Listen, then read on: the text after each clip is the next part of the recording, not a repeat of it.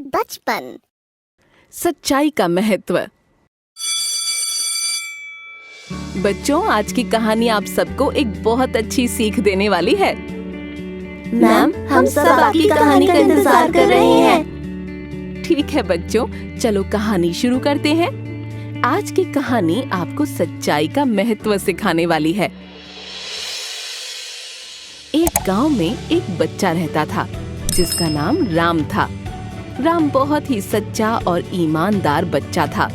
वो हमेशा सच्चाई का मार्ग अपनाता था और किसी के साथ धोखा नहीं करता था।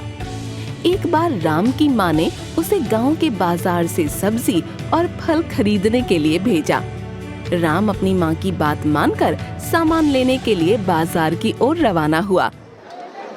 राम एक एक करके सभी दुकानों में जाता और अपनी माँ के द्वारा मंगाया हुआ सामान लेने लगता। राम सामान लेकर लौट ही रहा था कि तभी उसने देखा कि झाड़ियों के पास कुछ चमक रहा था। राम उस चमकती हुई वस्तु की ओर आगे बढ़ता है और एक सोने का हार गिरा हुआ देखता है। राम सोचने लगता है कि ये हार किसका है।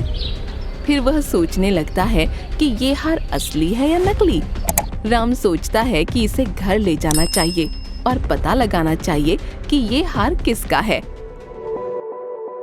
राम घर पहुंचकर अपनी माँ को बताता है कि उसे बाजार में एक हार मिला। माँ ने उससे पूछा, क्या तुमने इसे बाजार से लिया है? राम ने शर्मिंदा होकर कहा, नहीं माँ, यह मेरा नहीं है। ये हार मुझे झाड़ियों में गिरा हुआ मिला। शायद ये हार किसी से गलती से वहाँ गिर गया होगा। माँ ने चिंता करते हुए कहा कि हम कैसे पता लगाएंगे कि ये हार किसका है।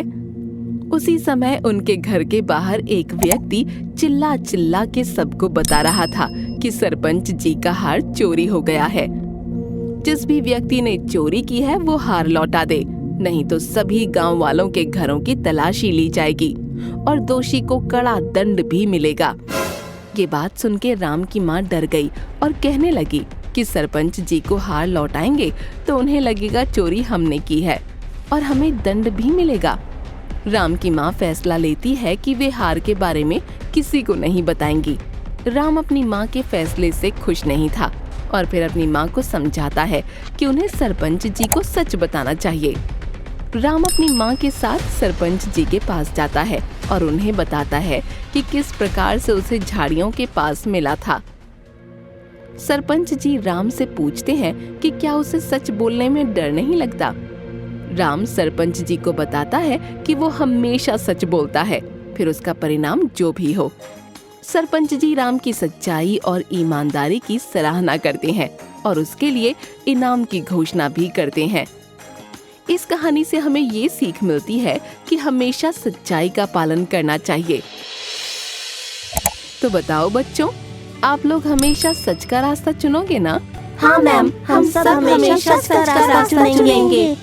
ठीक है बच्चों, मैं फिर कल एक ऐसी कहानी लेकर आऊंगी आप सब लोगों के लिए। जी मैम, हमें इंतजार रहेगा।